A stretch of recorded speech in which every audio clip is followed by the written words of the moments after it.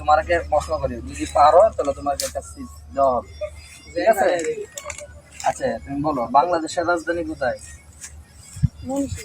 বাংলাদেশের রাজধানী ময়মনসিংহ। সত্যি?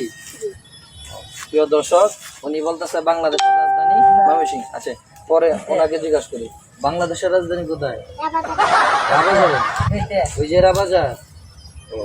প্রিয় দর্শক, বাংলাদেশের রাজধানী বলে ওই যে আমাদের আটলবাড়ি একটা রায়বাজার আছে, নাম বলে রায়বাজার, ওই রায়বাজার বলে বাংলাদেশের রাজধানী।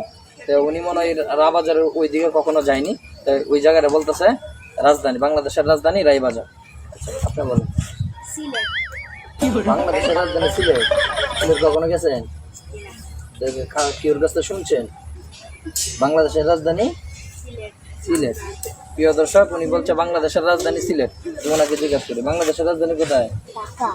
বাংলাদেশের রাজধানী ঢাকা। মিস হতা ঢাকা। ও, বাংলাদেশের রাজধানী ঢাকা নাকি? কখনো গেছেন? গেছিলেন? ও আজকে। আচ্ছা, উনি হলো আমাদের আজকে প্রশ্নের উত্তর দিতে পারছে, তাই ওনাকে একটা চেস দেওয়া হবে। আর আপনারা পারেন নাই। বাংলাদেশের রাজধানী কি বলছিলেন? ময়মনসিংহ না, বাংলাদেশের রাজধানী হলো কি? ঢাকা। আপনাকে একটু চেস দেওয়া হলো, পরবর্তীতে এটা কখনো ভুল করবেন না। বাংলাদেশের রাজধানী কোথায়?